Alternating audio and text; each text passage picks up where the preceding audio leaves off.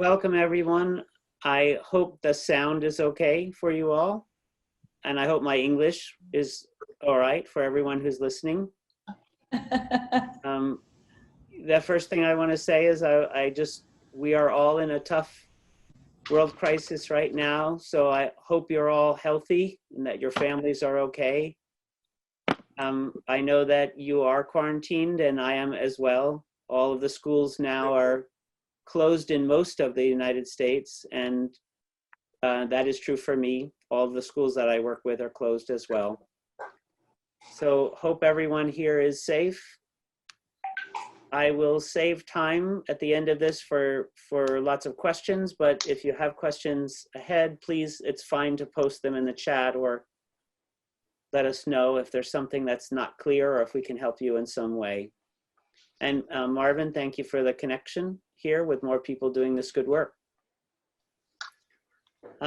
So you know that I'm Ron Berger. I live in the northeastern part of the United States.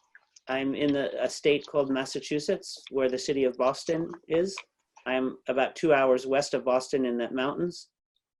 And it's snowing very hard right now. We will get about 20 centimeters of snow tonight.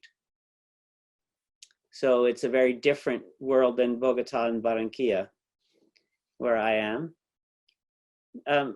I'm talking to you today about the idea that character education, which you know so well from Marvin's work, is something that I and my organization, I work for the nonprofit EL Education, used to be Expeditionary Learning. We don't actually separate character education from academics, as Marvin and his whole construct for character education works. We don't believe that character education is something that happens only at one point in the day or only at one point in the week, but it's the way you teach, the way you build a culture all day long, all week long, all year long. That the way kids learn character is the kind of culture you build in your school and what we all model as adults, and that it's a part of academic instruction and it's a part of explicit instruction in how to be a good person. So I'll share examples of that through student work, through examples of schools, and hopefully raise questions. I'll pause after about 15 minutes and we'll view a video about the network that I work with in EL education, and then pause for some quick conversation about that, and then finish the presentation, and then we'll go on to a long period of time for questions. So next slide, Rosalia. Thank you. The vision we have for education is that we all have to worry about test scores. You in Colombia and here in the United States, test scores are what is all that seems to matter about schools. But in real life, it's not about test scores at all. So the vision we have for education in EL, and my personal vision, is that when kids are done with school, it's no longer about test scores. It's about two things. It's about the kind of person that you are and the kind of work that you do. And so we are trying to push schools everywhere to redefine a vision of what matters, from just test scores to the quality of student character and the quality of student work. I'm not asking you to use our framework.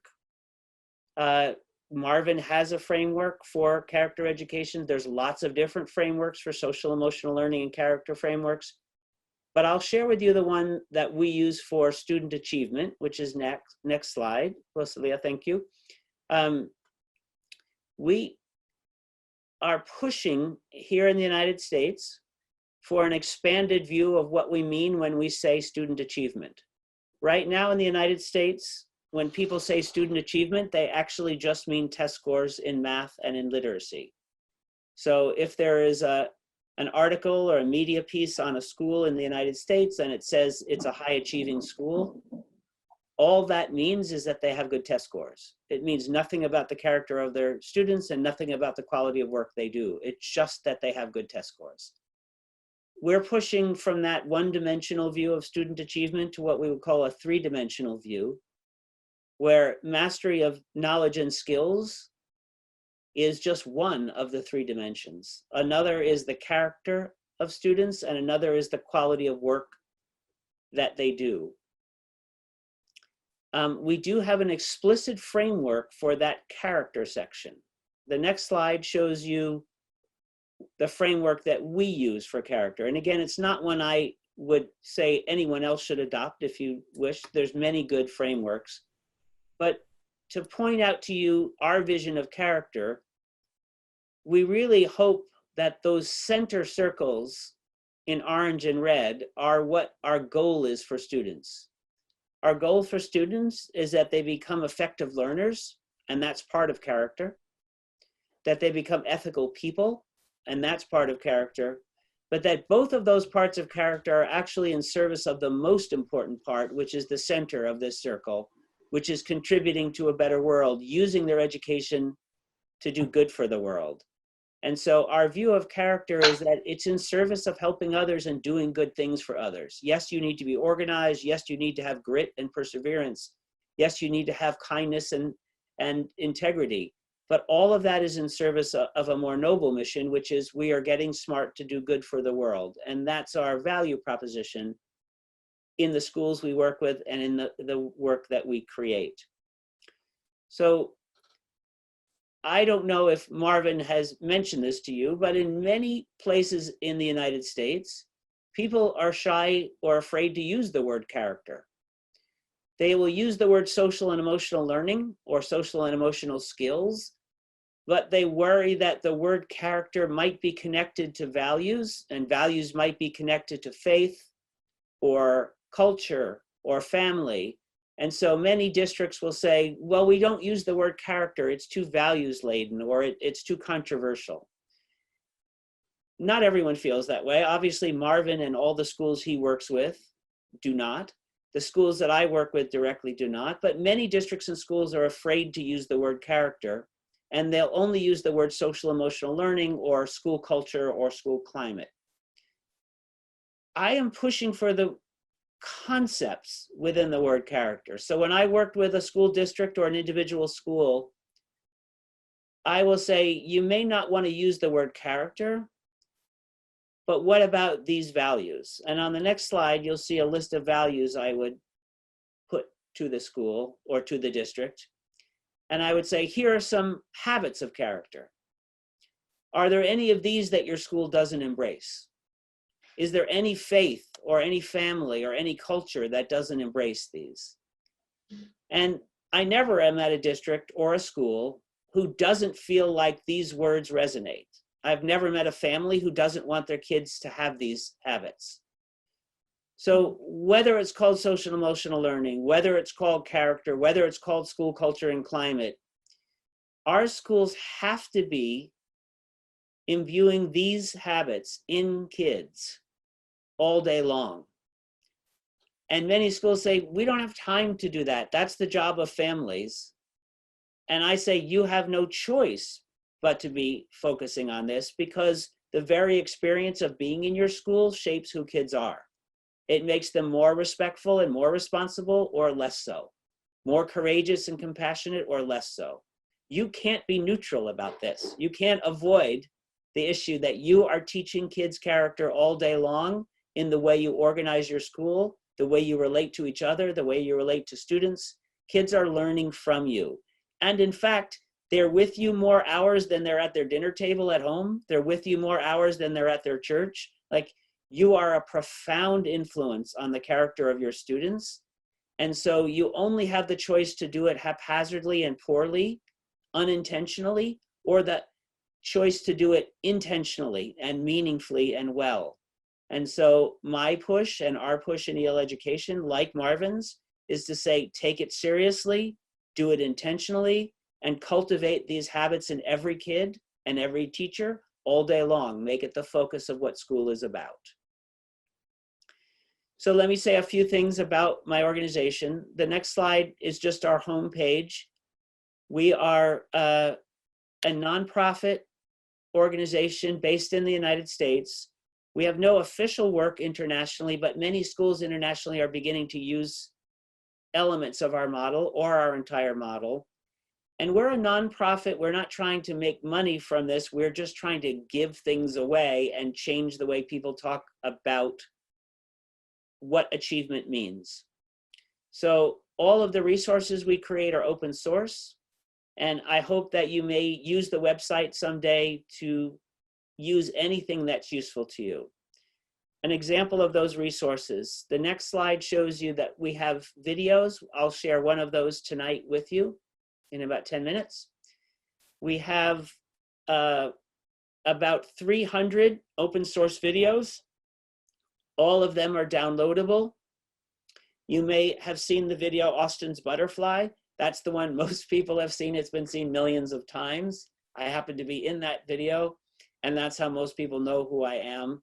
When I go into schools, kids will just say, "Oh, you're the butterfly, man. I know who you are." So that's one example of our videos, but we have 300 more, and they're all free and open if they're ever useful to you. On the next slide, you'll see we have a literacy curriculum. It's in English. I'm not sure it would be helpful to you. It's based on US Common Core standards, but we created a kindergarten through 8th grade literacy curriculum, which we offer for free on our website, and it's being used a lot across the United States now. It's not being used internationally yet, but anyone's welcome to use any parts of it if it's useful to you. It's been downloaded more than 12 million times in the United States now, and many US cities are using it as a free open source curriculum. And it's a literacy curriculum that builds in character education right to the center of the curriculum. So every lesson has character goals about being compassionate, being collaborative and cooperative, about respecting others, about being responsible in your learning. So it's building literacy and character at the same time. The next slide shows you a part of our website that I spent a long time building. We have a collection of beautiful student work, of student writing and student project work. We have hundreds and hundreds of examples of beautiful student work that shows good character. And I hope you may find it useful. If you go to the projects collection, you can download projects for free that are project ideas. If you go to the writing collection, you can download writing work. And you can also send us your work. If you have great work in English, in Spanish, doesn't matter, you can submit work right on this website and send work. I have a team of curators at my organization, EL, and at Harvard Graduate School of Education, where I teach. And we look at every submission and choose the best and post it on our site. So if you have beautiful work from your school, please consider sending it on to us. The next slide shows you our books. That's the one thing we can't give away for free because they cost too much to publish to give them away. But we have lots of books that we use to sort of promote this vision of student-engaged, student-led learning that bake character right into the center of the work. And now I'm just going to share with you one quick example of a project that combines academics and character, and then we'll take a break and look at the film. So I'm always collecting project work. I always have new favorites. This is one of my current favorites. On the next slide, you'll see a 4th grade project. And so these students are 10 years old, and the project is a combination of a writing project and a drawing project. These students were connected with an animal shelter in the United States. I'm not sure how animal shelters work in Colombia, but animals that have been abandoned are sent to a shelter, and people have to choose to adopt them. And if they're not adopted, in most shelters, they are killed after a period of time. And so each of these 4th grade students was paired with a single animal whom they adopted, not by adopting it to bring it home, but by learning the story of that animal and spending time with him or her. And after learning the story of their animal and spending time with them, they created a portrait of that dog or cat. In the next slide, you can see the cat Freddie Mercury, adopted by one student. And on the next slide, you can see the dog Bella, adopted by a student named Jack. after doing a portrait of their animal, they wrote a poem about the life of their animal. And then they created posters that combined their illustration of the animal with the poem they wrote about the animal. And those posters were put up all over their town. Their town was very rural town in America. The town is called Moscow, Idaho. So it was way up in the mountains, far away from other places. And in the places in town, the supermarkets, the markets where people went, the laundromats, the police station, the library, the places where people gathered to talk, there were posters of these animals with the poems about their animals' lives.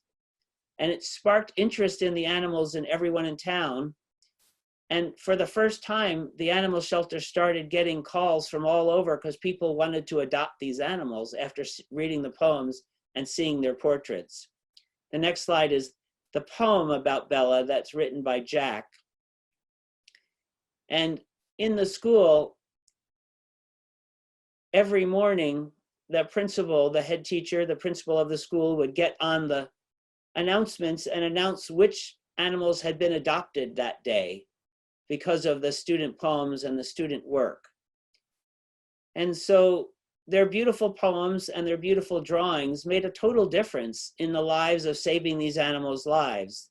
They were learning how to be good poets. They were learning how to be good artists. And at the same time, they were using their learning to do some good for the world and to save the lives of animals. So if you're Jack, you'll know that Bella was saved just because of your academic work.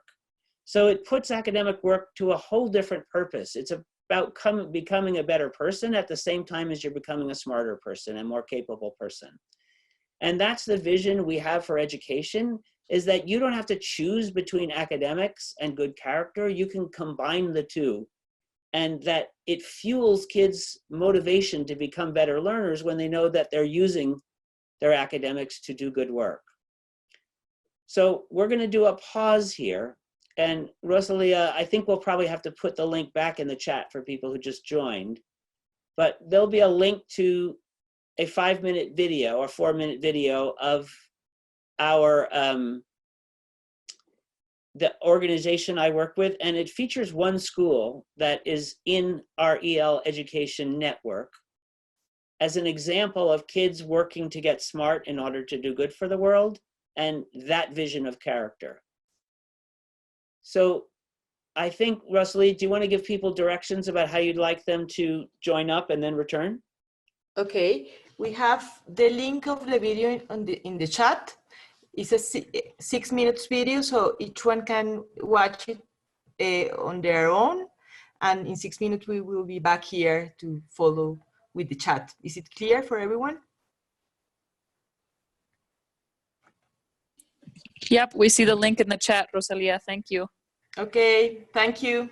So see you in 6 minutes.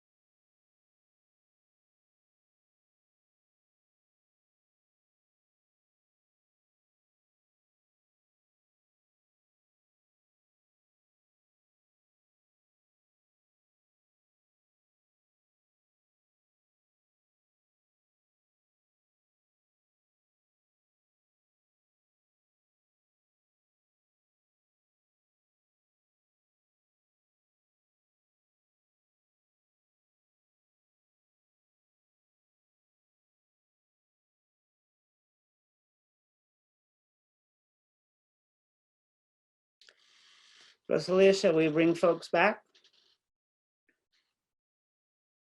Part of every student.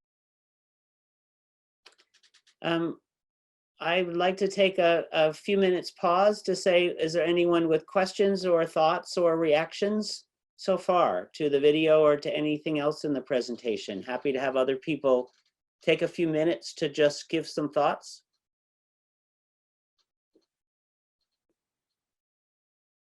If you'd like to weigh in, just unmute yourself and please feel free to ask a question or give a reaction. Hi, Ron. Okay, it's amazing what a group of engaged middle schoolers or high schoolers can do to change their community. And that's what PBL is all about, finding real world applications that they can pursue for their project. And I mean, what a way of immersing character ed into the process. It's really fantastic. It's such a great example. Hope that we could do things like this. And one thing that worries me is, since this is it talks about being in a community which is highly violent. How do they go and do field work? It's impressive. Priscilla, that's a really good question. You know, many people have said, how could you have middle school age students who are 13 years old take on an issue as scary as gun violence? Yes. But the truth is, they live in that neighborhood every day. They walk by gangs every morning. That's the life they live. The playground on that school is not allowed to be used because of possible gun violence. So it's not like we're putting kids in a different danger. This is the life they lead already. And after their efforts, their whole neighborhood became a safer place. They actually met with gang leaders and they met with drug dealers, and they gave their plea to stay off the blocks that the school was on. They really made their neighborhood a safer place. It was really an amazing project, I thought. And so many of us can take on projects that help our communities without that level of risk, but that shows that almost anything is possible to take on, I think.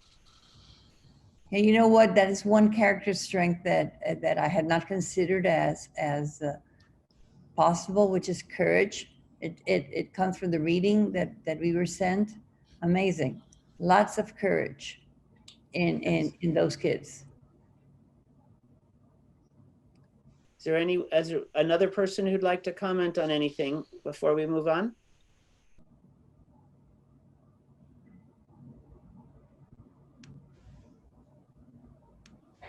I have one, Ron. I actually am from Chicago, so that was like a heartwarming story for me. I worked in Chicago public schools before moving to Columbia, and I know about Polaris Charter Academy, and yeah, just warm, fuzzy Chicago public school teacher feelings for me watching that. But I actually resonated personally with the story about the animal shelter. When I was a university student at the University of Iowa, I took a literature course about animals in society, and half of our course was reading texts about animals in literature and, you know, sort of treatises about animal rights and a variety of texts. But the other half of our texts were the stories of animals that we interacted with at our local animal shelter. So it was a service learning course. And so I wanted to see if you could speak to, because it seemed like that project was very much in a service learning model. If you could speak to the intersections between service learning and character education. It's a great question, Nicole. I'm so glad that both of those stories resonated with you.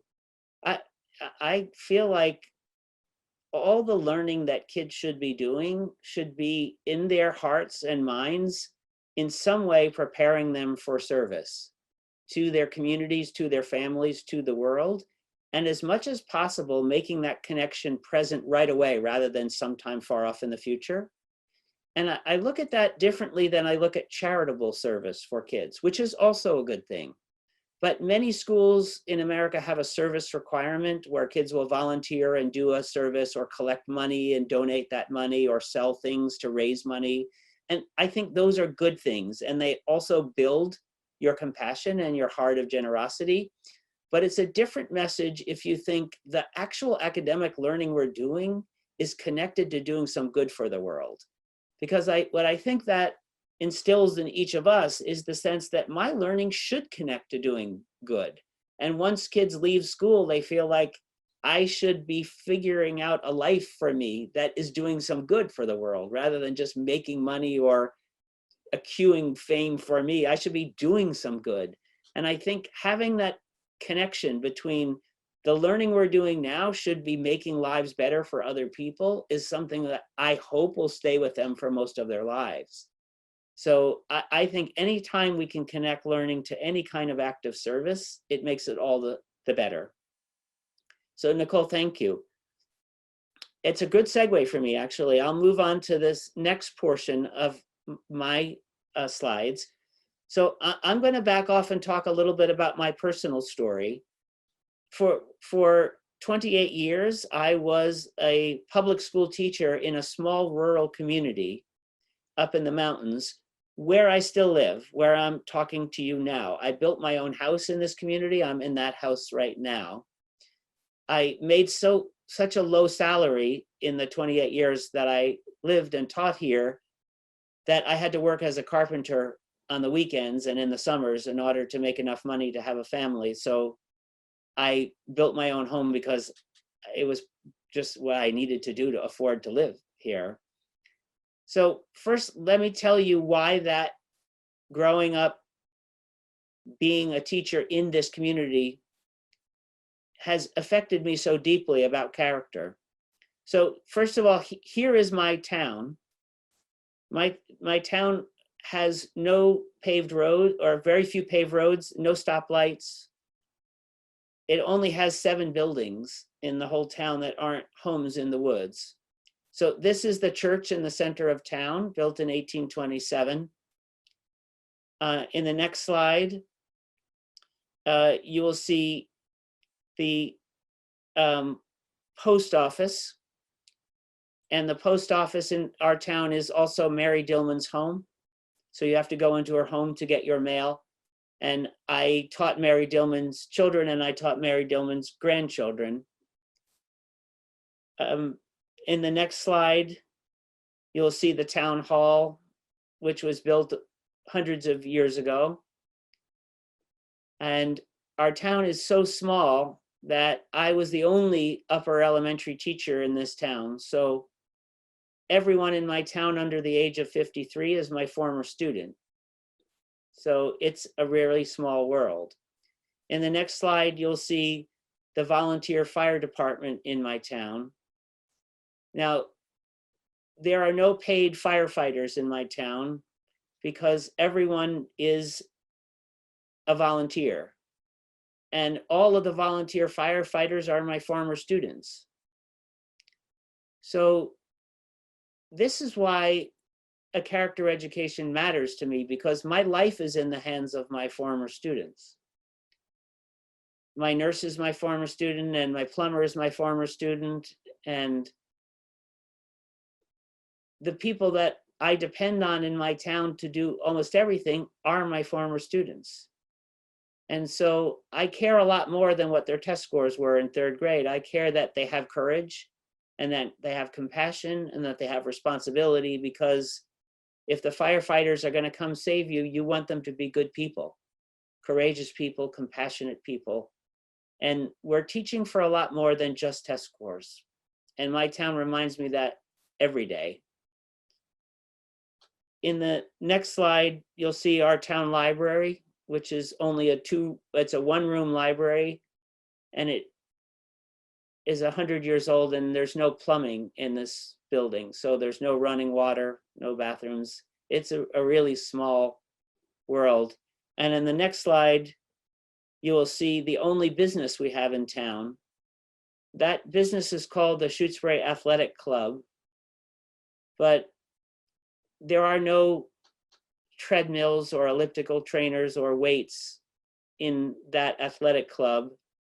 It is just a bar that's a pub in the middle of the woods that's surrounded by pickup trucks for half the year and snowmobiles the other half of the year. So next slide there, Rosalia, you'll see the bar, and it's just a bar for country music. So Rosalia, that hasn't advanced yet, that next slide. Oh, we skipped over it, I'm sorry. Anyway, and if you go to the athletic club, It will take a minute. that's okay. We missed one slide, but it's not important. It's just the bar that's in town. The school is the bar right now. Yeah. So the last thing is that the other big building in town is the school, and this is like the land of snow. So that's the sign for the school where I taught for 28 years. So one good thing about living in a town that has no real government, the town is run by a democratic town meeting where everyone in town comes and gets to vote. There's no mayor in the town. There's no political structure in the town. It's everyone's a volunteer, and people just vote for what they believe in. One good thing about that is that with very little infrastructure to the town, we just had students do that work. So all learning became pretty much service learning in my town. In the next slide, you'll see a project.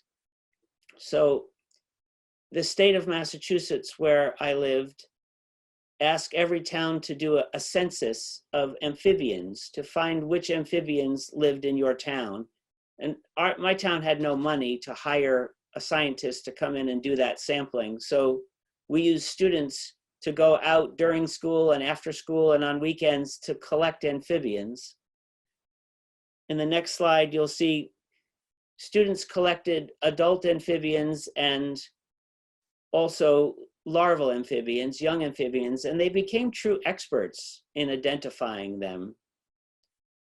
And so every student became a young scientist in a way so that they could identify every amphibian. I'll bring you through a few more slides. So next slide, you'll see some of the amphibians that students collected.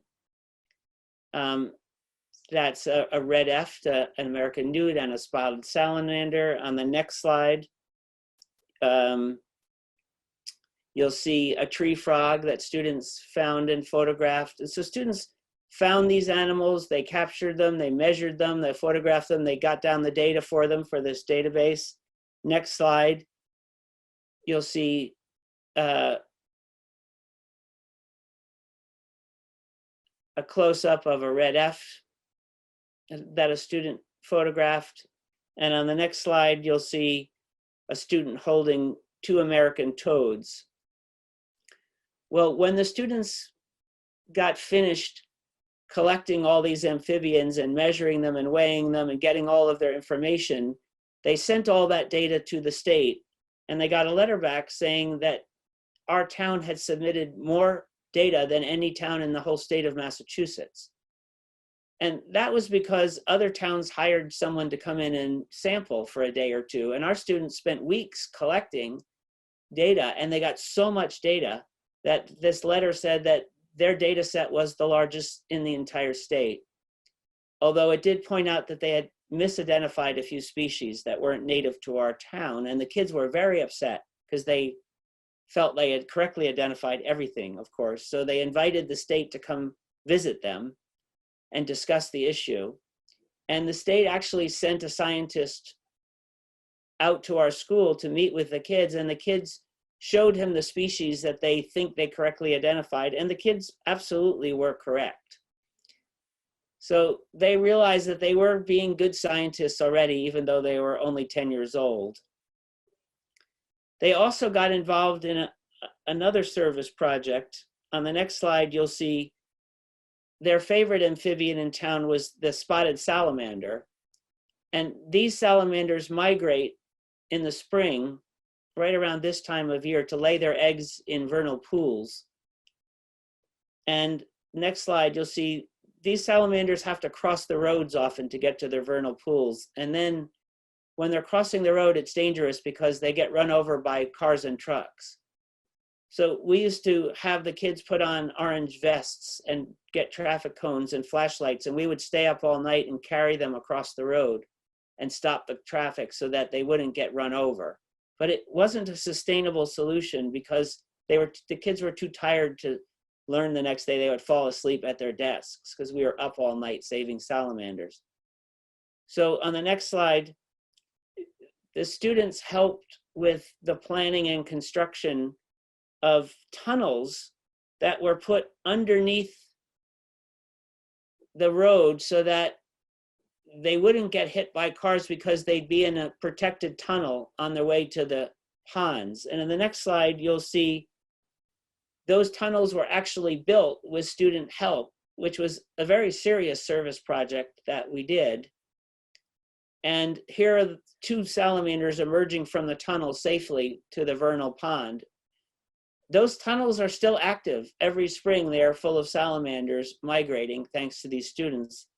And the next slide, you'll see the sign next to the tunnels that is only 1 mile, 2 kilometers from my house, where the salamanders can cross. This sign was designed by a 3rd grade girl at our school. So that's a great example of service learning, sort of just built in, building character and becoming scientists at the same time, but science for good, science for protecting species. And those students then realized that because the state didn't know what amphibians lived in our town, they should create a field guide to our local, just a field guide to our town's amphibians. The next slide, you see students getting ready to prepare that field guide. And on the next slide, you'll see the cover of the field guide of amphibians created by a 3rd grade boy. And that field guide to amphibians of our town became a model that when I was a part of the founding of EL Education back in 1992, I brought that field guide to other schools and told them they could create field guides similarly to do a service learning project for their community. So on the next slide, you'll see a field guide created in the state of Maine by middle school students.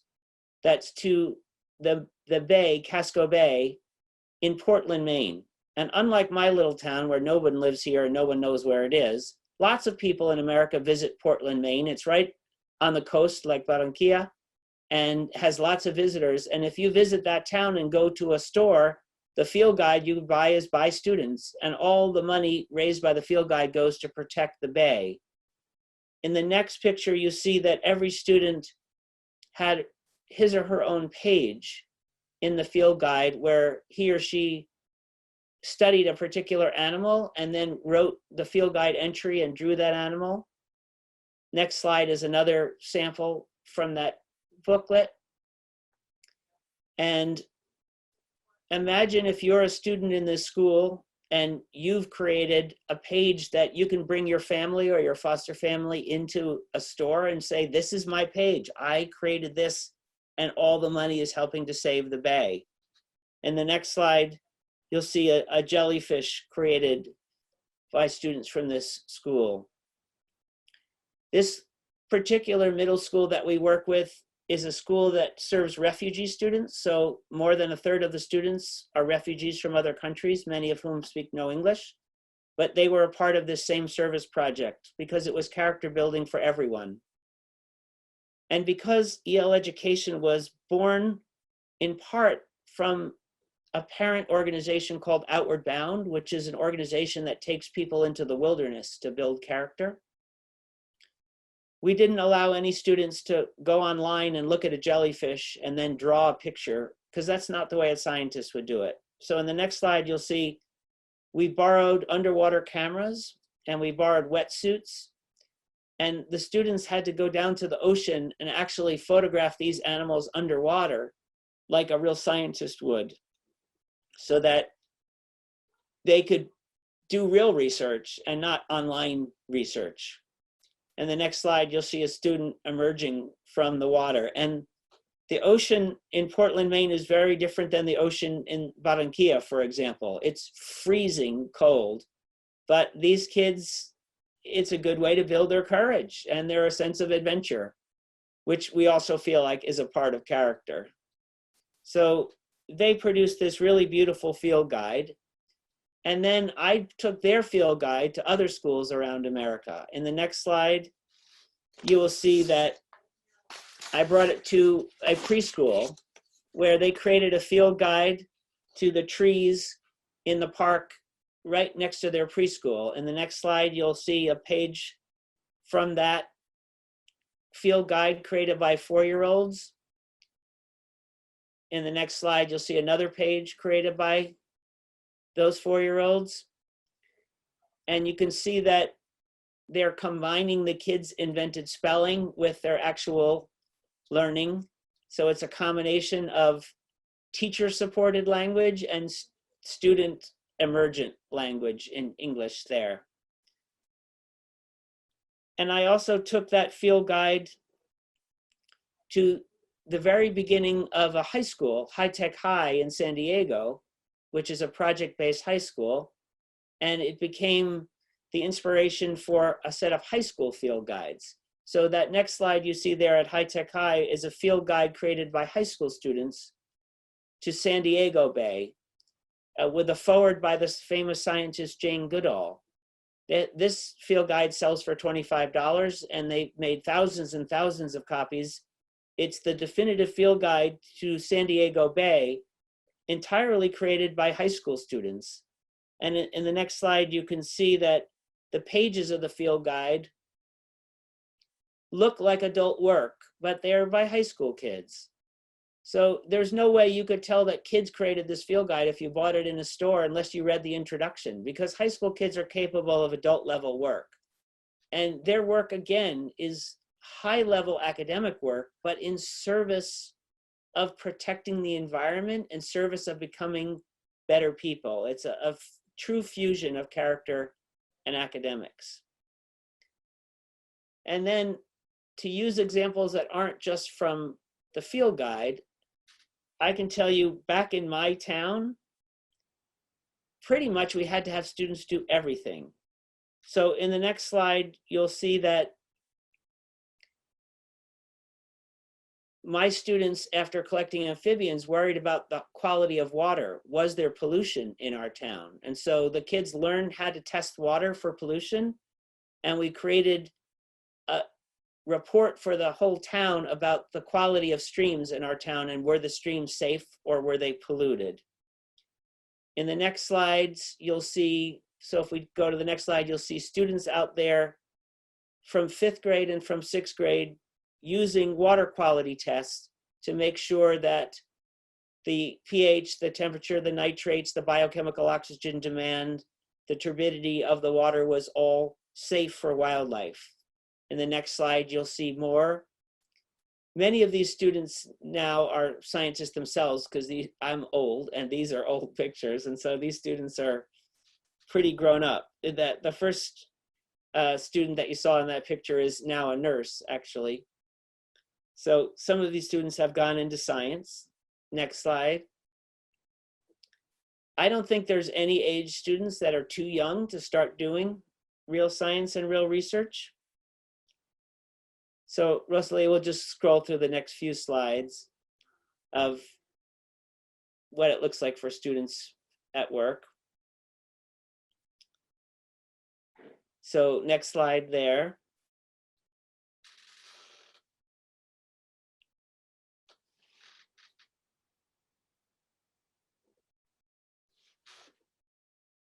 I'm sorry, Rosalia, can you advance a couple slides?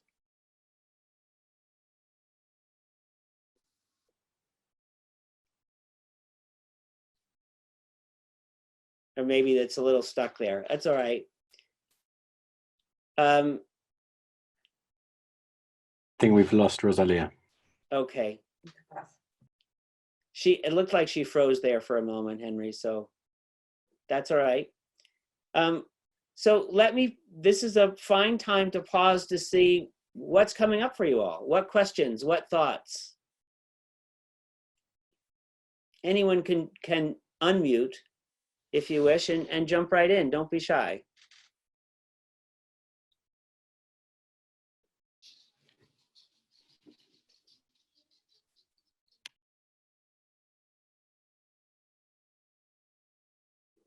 I think, Ron, I mean, this is the kind of work that we should be doing in school. And you've demonstrated that going in that direction is what we should do.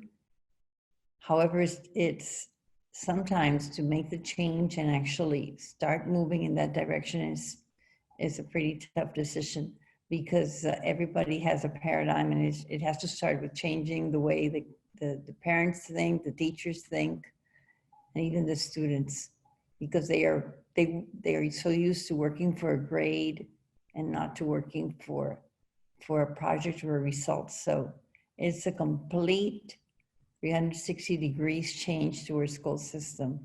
So, it would be great if we could all develop a plan as to how do we move forwards, because truthfully, we're not preparing students for this century.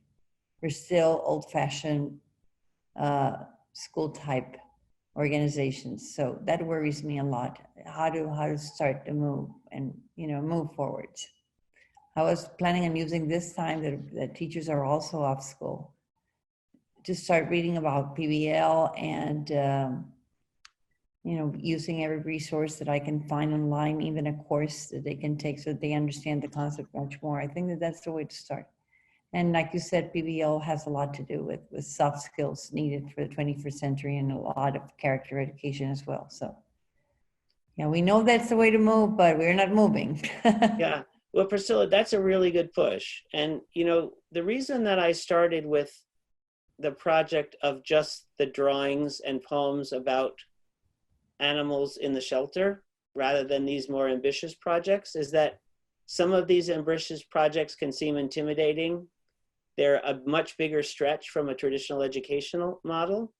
But I don't think people have to start with a big project like these in order to make a change. So let me use just a very particular example. Our 150 schools, and then we have hundreds more that are in districts that we work with now that are using our literacy curriculum, are all closed right now. And so we're doing online learning, like many of you right now, trying to figure out. Here's a very simple thing we're working on with our schools. We have many students that are just learning to read and write in our schools. And rather than just have them do worksheets, we are having those students write letters of appreciation to people that are helping in this COVID-19 crisis. So they're doing drawings and writing letters of appreciation to healthcare workers and doctors and nurses and first responders.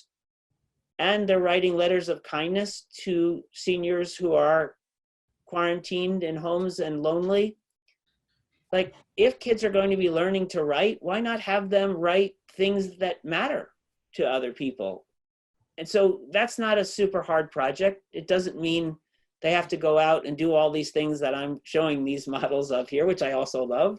It's just writing activities, except that instead of doing a worksheet, they're writing a meaningful letter of appreciation to a doctor or a nurse who's risking her own life or his own life to protect all of us. I don't think this has to be so complicated to do this well. Ron, I want to jump in for a second. And I want to underscore something you said earlier and then respond to something Priscilla said along the same lines. It's 2 points. One is that going back to the service learning versus PBL, service learning and project-based learning do not necessarily have to be group. They can be an individual thing, but there's great power in that. And that's a piece to hang on to. There's nothing wrong with individual kids writing letters and so on. But a lot of the character benefit comes out of doing collaborative work or side-by-side work or something like that. And Ron knows that well and does a lot of that. The other piece is that project-based learning by itself does not have to serve in and of itself. But the way Ron described it from the very beginning, that's the way that EL education understands it. The way Ron's always understood it is because of his conscience and because of his focus on making a better world. So you can do project-based learning with no moral compass, just to study and learn something. You can do it individual, doing a sustained project to make a map of the battles of the American Revolution or whatever. And it could be elaborate and multimedia, but do it alone and there's no service in that. So the real key to this stuff is when you can do it collaboratively and always have that character moral conscience. And the other piece is Priscilla's, real recognition that there's pushback. It may be difficult to do this, but I would hazard a guess. It's not hard for the kids. It's only hard for the adults. The kids will love this stuff. There's no pushback from the kids. Getting them to rethink how to be a student. This is enlightening and uplifting and empowering for them. This is wonderful stuff. It's the adults, including the head teacher, the principals, and the other teachers, for whom there's a struggle because of inertia and fear of the unknown and a lack of courage and so on. So that's really where if we want to make that shift, and as I always talk about changing the way we be, a lot of this comes back again to the adults and the adult culture. That's all I wanted to say. Exactly right. Rosalia, let me finish with just one little set of slides. It starts with the slide of a building that says Springfield, Massachusetts. I don't know if you can see that on the deck. Let's go to that slide because I wanted to end with the story of one particular school. So it's a little bit further, maybe 5 slides ahead. Yeah, these are just slides more of, yeah, okay, you just went past it. A little bit back. Sorry. A little bit further back. Yes, that's perfect. So I wanted to finish with this story. So next slide there, Rosalia. Sorry, it must just be a little glitchy to advance.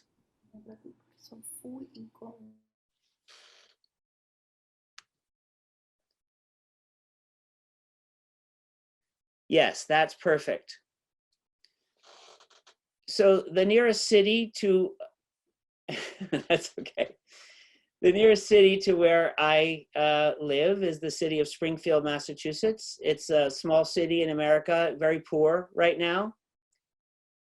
The city of Springfield has 6 high schools, and 5 of those high schools are only graduating 60% of their students. So 40% of their students are dropping out.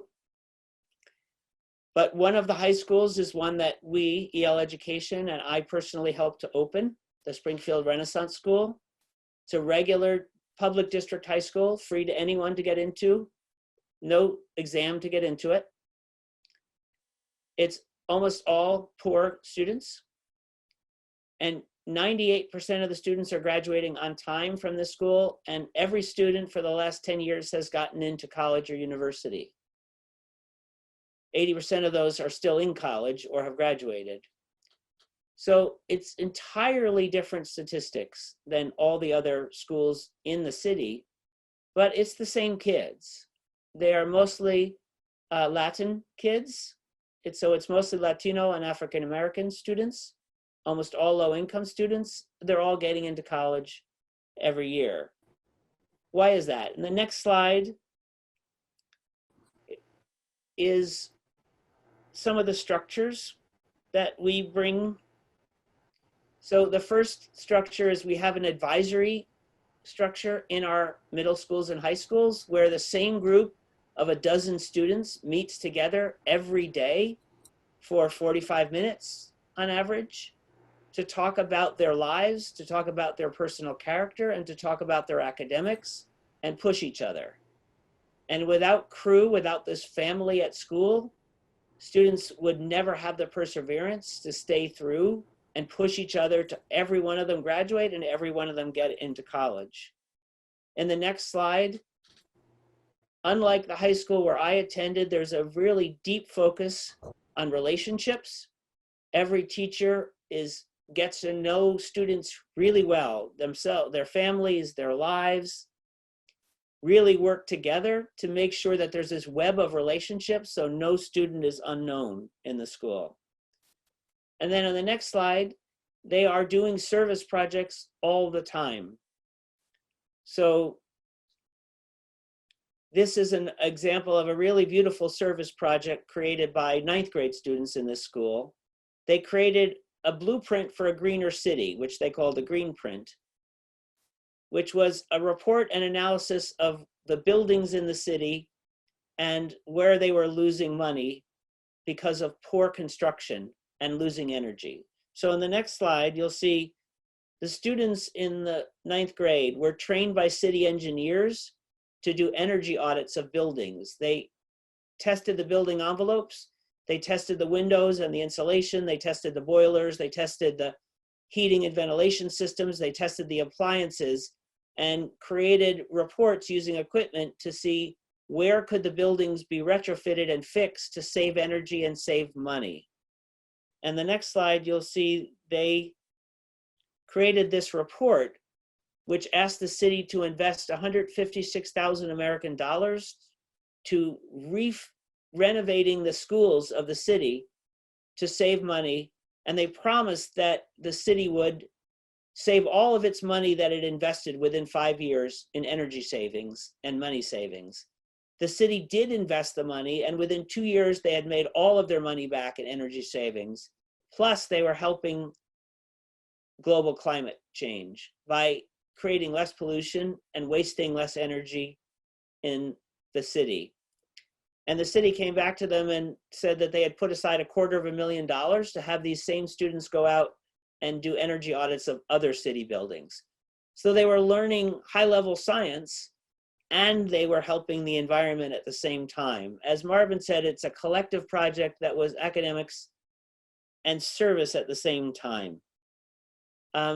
That's why everything was working. The last slide is just our free web addresses. If you would like to access any or give us any great work, we are happy to have you take and use anything we have. So we're going to transition now to just questions and conversation. I would take Nicole's question first, which is tell us more about Crew. Just to tell you that I am at the final stages of writing a book about Crew, our structure of Crew, and it will be out this summer, and I hope it's useful. And on our website, we have about 20 videos about Crew. It's just our name for the advisory structure that we use in every school with students of every grade level. Every single day, those students sit in a circle and discuss their personal lives and their character and their academics. And we use the power of the group to push people to be better people. And I hope that our book and our videos about Crew will be useful to some of you in the future.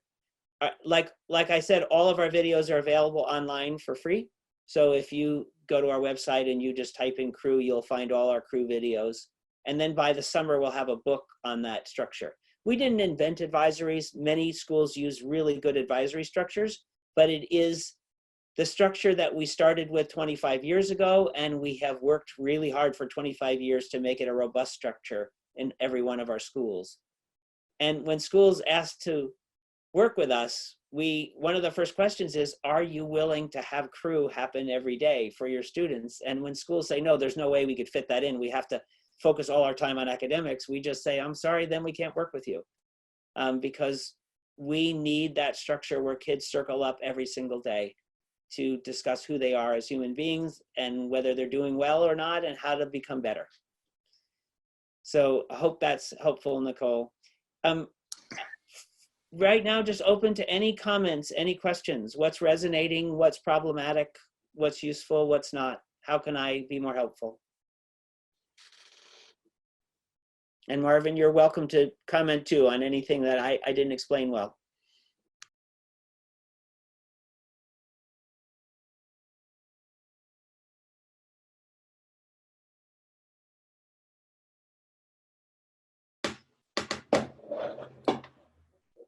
Anyone there from another school that hasn't spoken up yet? Anything that resonated? Anything similar you're doing, or or anything that that Ron's work has made you think about?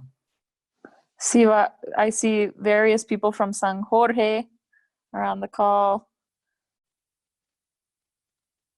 I see some numbers whose names we don't know who they are.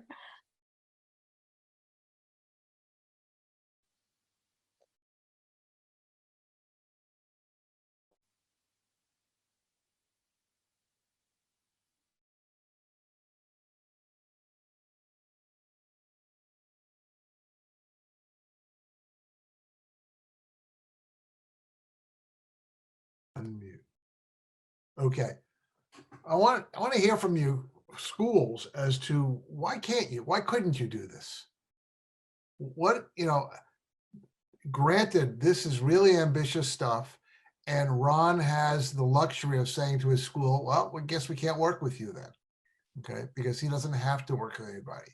But you're independent schools. So why can't you say we need a different way of being, kind of as Priscilla intimated before, and do some of all of this? This is brilliant, transformative education. Why wouldn't any school in their right mind not do it? That's my challenge to everybody.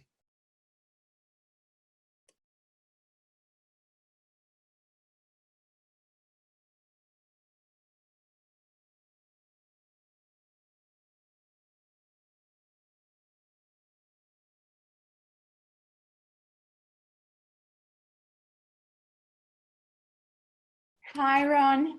Is Carolina speaking? Can you hear me? Yes. Okay, Ron, I'm very glad that you have shared your experience, and nowadays with all of the situation we are living worldwide, it's really inspiring for everybody to see how students are how they can do wonderful things if they get the right direction, like if you lead them and guide them through a process of, and probably empower them. And I just I heard all the conversation, and I was just thinking how there are so many things that we do at school. We have so many programs and things in which I think that we can give students a space to lead, and also to, we already do some of the things, I was thinking with your example of the toads and the animals that you have. We have a pond in the school, and there are a lot of birds that are not seen in many other places of the city. We see them there because it's like a reserva, like a place that you go, and it's animals and birds, and they come from the migrating birds arrive there, and you get to see them.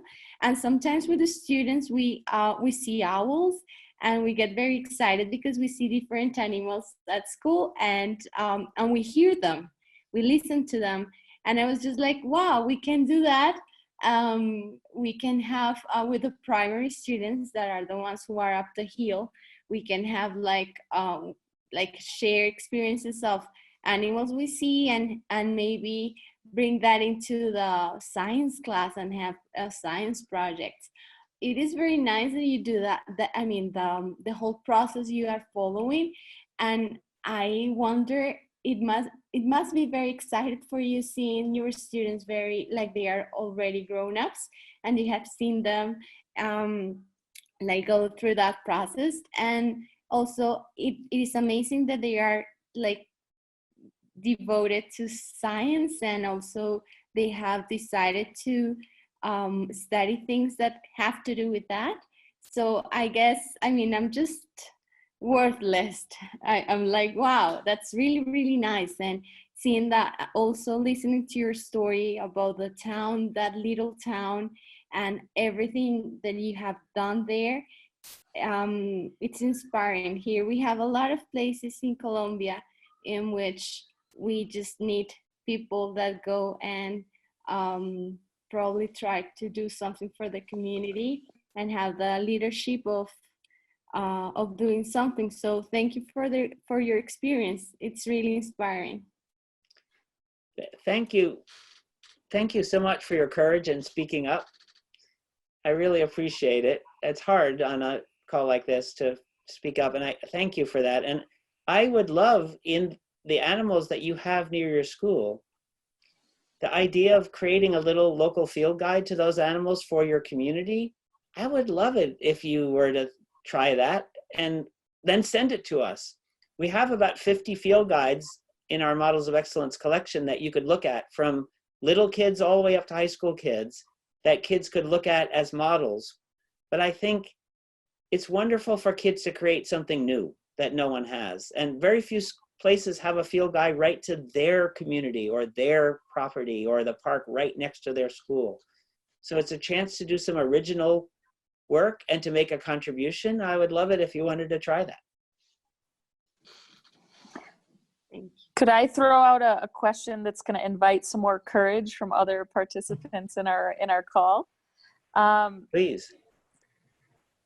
I want to hear from you guys, because I know that there's a lot of great work happening in your schools, and perhaps it feels a little, distant in this call, and everybody's sort of been stuck online in these Zoom calls for the past week or more due to quarantine.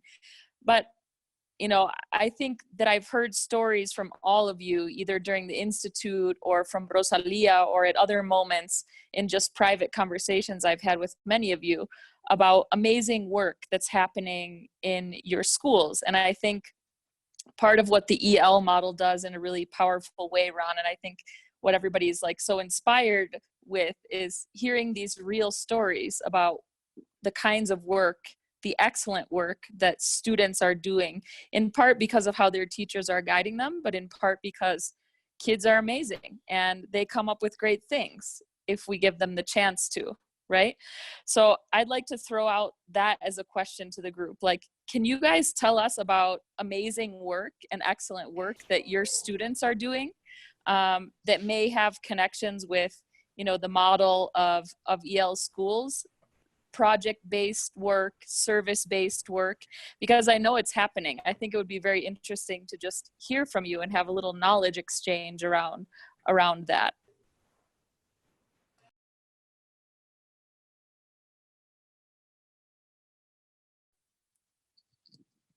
It's okay to brag, is what I'm saying. Yeah. Rosalia, you're muted there. Unmute. I want to share something that San Jorge did, and it's not from students, but when they started the quarantine, they did a human chain to send all the supplies home.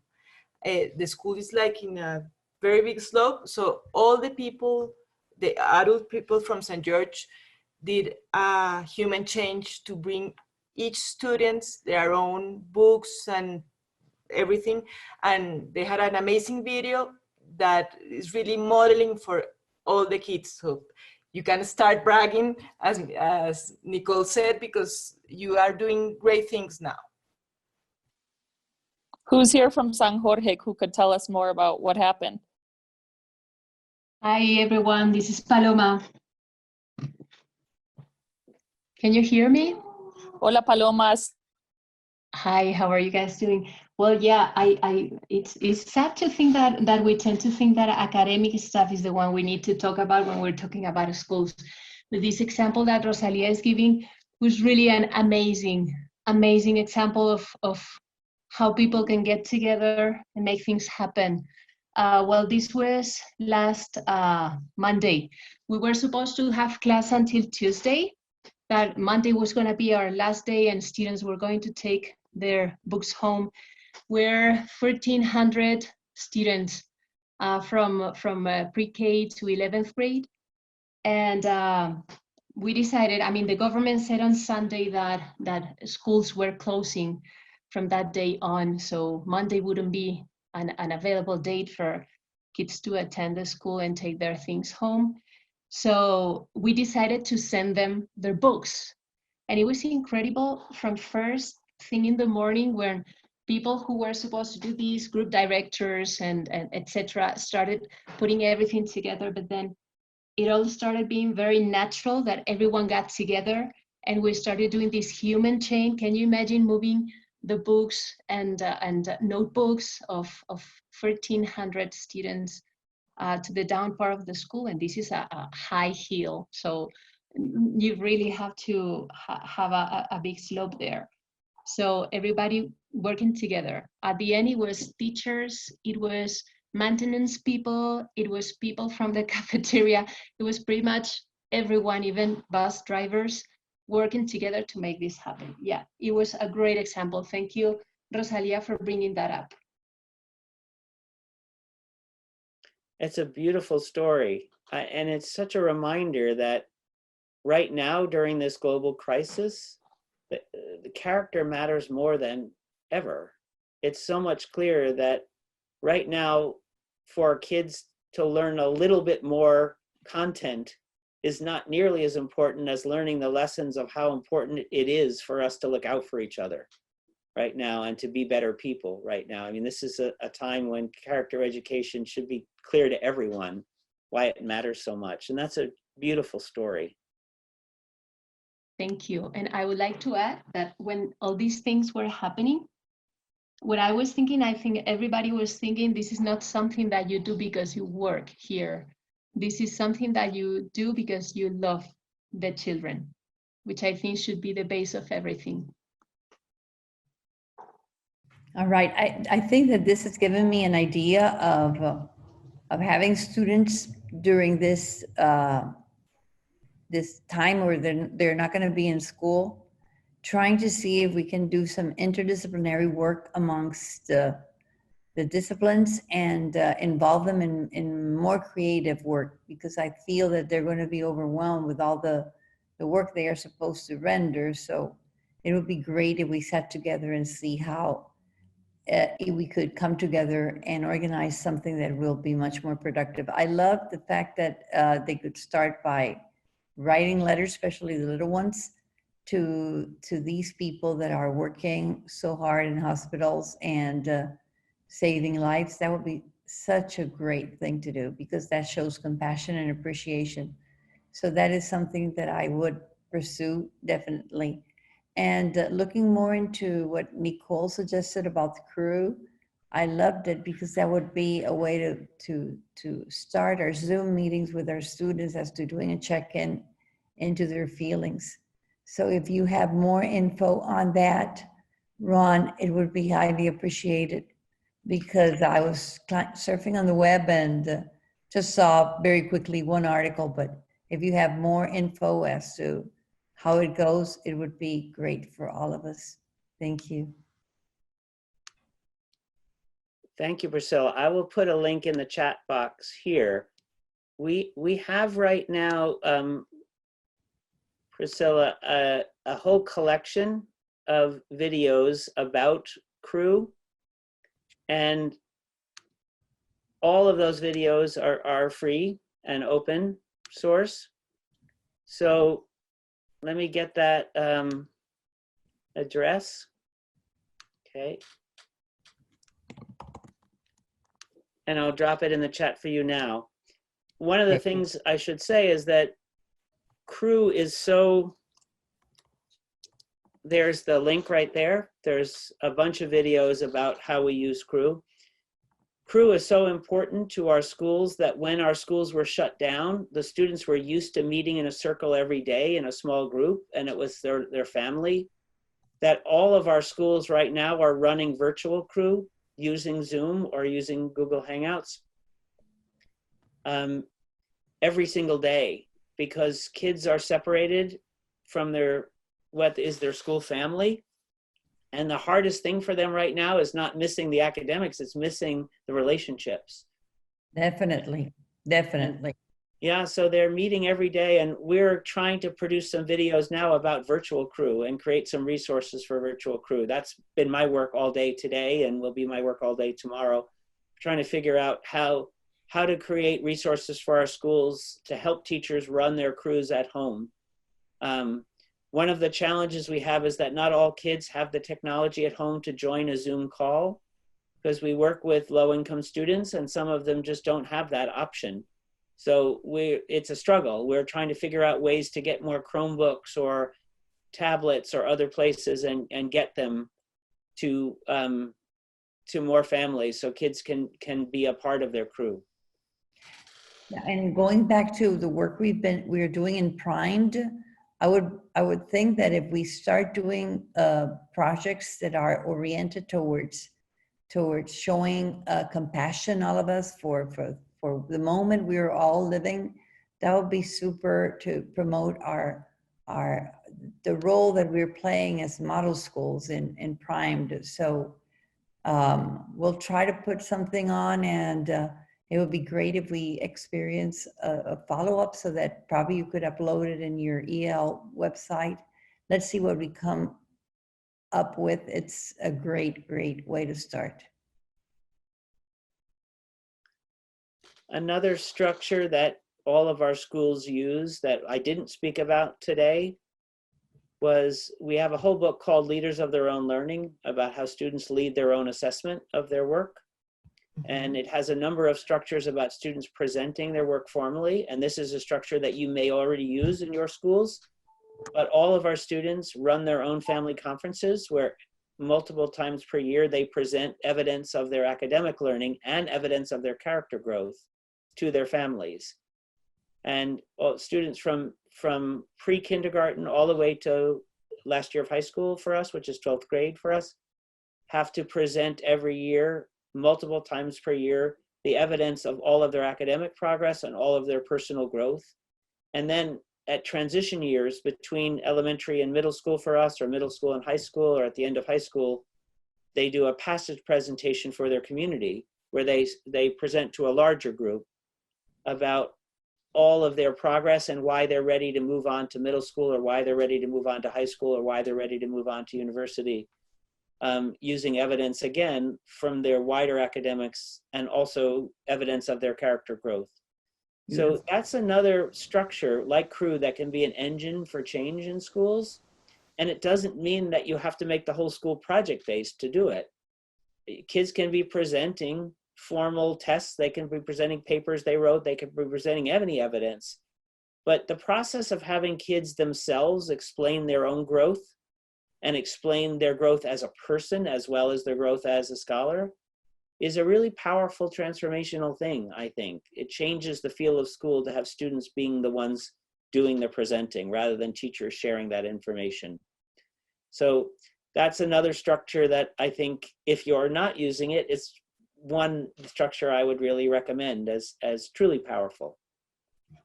That is super. I love the idea. I love the idea. We'll start doing it. I just wanted to comment on kind of building on from what Priscilla's saying, because I think that the moment that schools are going through presents such a natural opportunity, and you guys are the prime schools to be courageous in kind of in the instructions that you're giving to parents and to teachers. And perhaps like there might be kind of a balance between, like, one side is kind of this fear and control around academics have got to continue somehow, but actually that's quite difficult to ensure that's going to happen. Whereas on the other side, we have this kind of event occurring, which just has all these kind of interesting opportunities around character development and around project-based learning that, you know, with a bit of courage, schools could go, okay, maybe let's lean into that and let's see if we can come up with some interesting projects and give students a chance to come up with ideas and to propose what they might like to learn from what's going on and how they might like to support the kind of the cases going on in their community and whatever else is happening.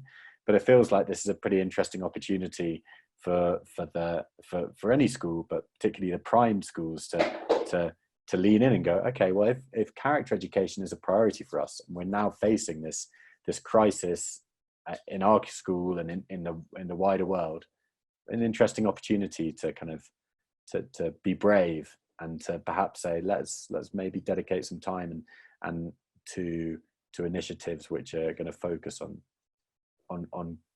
character exploration and character building. It feels like this is it's kind of an interesting opportunity. And I also want to jump in, Henry, because I love that idea, and point out the fact that, as Ron said at the beginning, I've got my framework, they've got their framework. These things are so compatible. They're so intertwined. We're already committed to PRIME because of the nature of the funding and the project that we're doing.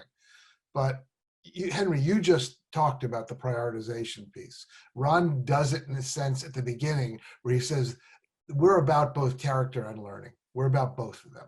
And they're both priorities here. We're going to make them a priority. The relationship piece jumps out all over the place. It was in the video in talking about how the teachers have relationships with the kids. It's in Crew and his example of how these kids are so missing the relationships more than anything else. So that being a priority is there easily. The empowerment piece is blatant in that these kids lead these projects. These are things they're interested in. They run them. They do the work. It came out of the fact that Ron happened to live in a town where the kids were necessary labor. There weren't a whole lot of human resources in the town, but it's become a mantra within all they do. But the developmental pedagogy piece, which is the hardest one for people to wrap their heads around, that last piece that Ron talked about, leaders of their own learning. In fact, I just finished writing those chapters this weekend for the book on PRIMED. The idea of making your character a self-project is a critical piece of this stuff. And Ron talked about it there in these final presentations that he started way back in Shutesbury and now continues, throughout this work, that here's how I've changed. Here's how I have made myself ready for whatever is next for me. I'm in charge of that. I'm the captain of my own soul, so to speak. So the developmental pedagogy and the self empowerment piece come together beautifully there. So I just want the schools who are grappling with, we've chosen empowerment, or we've chosen relationships, or we've chosen developmental pedagogy and so on, to understand that what Ron presented today are beautiful ways of doing that. Profound and deep and beautiful ways of doing it. So it's not another thing or a different thing. Completely resonates with what we've been talking about and what the schools themselves have been grappling with. So Ron, thank you. You hit the nail on the head. You hit the bullseye. It was perfect. Well, thank you all. I really wish you the best, all of your schools, during this really difficult time. And Henry, I love your charge to all of us that in a time of crisis, if we can't think about character now, when can we? Like this is a perfect time to be brave. I love that provocation from you for all of us to try to step up and be brave in every way, and how we're supporting education a little differently right now, because the world needs us to be good people right now. So thank you all. And if our resources can ever be of use, please use them. They're all free. They're all there. And good luck in your work in PRIMED. And Marvin, great luck to you in supporting all these schools with the model. So it's been a pleasure, and I hope that some of you will stay in touch and send us beautiful work from your schools. So thank you all. Thank you, Ron. It has Thank been you. Thanks wonderful. very much, Ron. Appreciate it. Be well. Yeah, thank you, Ron. Thank you. Hope this snow is Everyone better. stay well. Take care of yourself. Take care of your people.